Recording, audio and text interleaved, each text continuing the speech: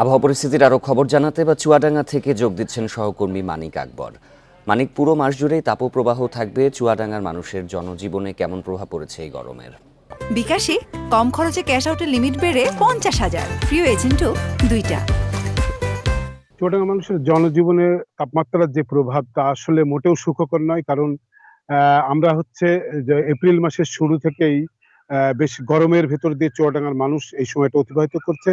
আপনি জানেন যে এপ্রিলের ১২ তারিখের পর থেকে মৃদু, মৃদু, মাঝারি এবং আ তীব্র এবং অতি তীব্র এই সবগুলো তাপমাত্রা অতিক্রম করছি আমরা, এবং সেটা ১২ তারিখে যে তাপপ্রবাহ শুরু হয়েছে, এই তাপপ্রবাহ হাত থেকে কিন্তু চুয়াডাঙ্গার বাসীর মুক্তি মেলেনি।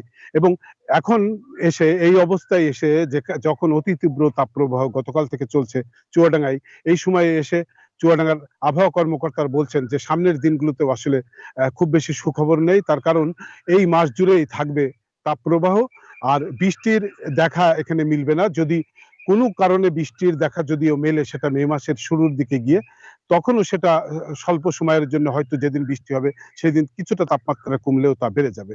তো আপনি জানেন যে চুয়াডাঙ্গায় তীব্র গরমের সময় গরম বেশি পড়ে, শীতের সময় শীত পড়ে। তো এবারের আবহাওয়াটাও সেরকম। এবং গত বছর থেকে আমরা যেটা লক্ষ্য করছি, গত বছর থেকে তাপমাত্রা কিন্তু ৪২ ডিগ্রি অতিক্রম করছে, যেটা গত বছর এবং এবছরে আমরা পেয়েছি। কিন্তু তার আগের ১০ বছর আমরা দেখেছি যে তাপমাত্রা ৪১ ডিগ্রির উপরে ওঠেনি। চুয়াডাঙ্গার আবহাওয়াবিদরা যেটা মনে করছেন, আবহাওয়া কার্যক্রমের সাথে যারা সংশ্লিষ্ট তারা বলছেন যে আসলে ডোবা নালা শুকিয়ে যাচ্ছে, পুকুর ভরাট হয়ে যাচ্ছে, গাছপালা কমে আসছে। এইসবের প্রভাব পড়ছে প্রকৃতিতে। এই প্রভাবের কারণেই মূলত উত্তপ্ত হয়ে উঠছে আ আ চুয়াডাঙ্গা, এবং চুয়াডাঙ্গা অঞ্চলকে আসলে একটি ভালো পর্যায়ে নিয়ে যেতে হলে, যে একটি শান্তিপূর্ণ অ আ আবাস অবস্থান তৈরি করতে হলে এখানে আমাদের সবকিছুর দিকে নজর দিতে হবে, পরিবেশের উন্নয়ন ঘটাতে হবে। এটা বলছেন আবহাওয়া পরিবেশের সাথে সংশ্লিষ্টরা।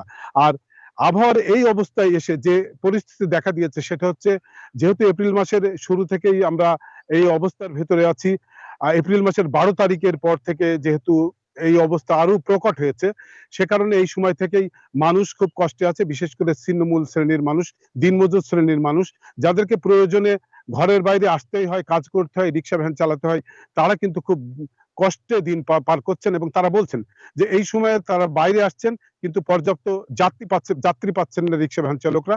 তারা আ কাঙ্ক্ষিত আয় উপার্জন করতে পারছেন না। একইভাবে বয়স্করা অসুস্থ হয়ে পড়ছেন, শিশুরা অসুস্থ হয়ে পড়ছে, তাদেরকে হাসপাতালে নিয়ে যাওয়া হচ্ছে। চিকিৎসকরা বলছেন এই সময়টা খুব সাবধানে থাকতে হবে। তাদেরকে কোনো ক্রমে রোদ গরমে আসতে দেওয়া হবে না। এখন দিনের মধ্যভাগ পেরিয়ে যাচ্ছে, তারপরেও তীব্র যে তাপপ্রবাহ তার দিকে তাকানো যাচ্ছে না। মানুষ বলছে যে সন্ধ্যার পরেও তীব্র গরম থাকছে, এবং অনেক সময় দেখা যায় কি, বাতাস একটু আরামদায়ক হয় সন্ধ্যার পর সূর্য না থাকলে, কিন্তু সেটাও হচ্ছে না। তো সব মিলিয়ে চুয়াডাঙ্গার মানুষ খুব কষ্টে আছে এই আবহাওয়া পরিস্থিতিতে। তীব্র তাপপ্রবাহে চুয়াডাঙ্গার পরিস্থিতি জানাচ্ছিলেন সহকর্মী মানিক আকবর।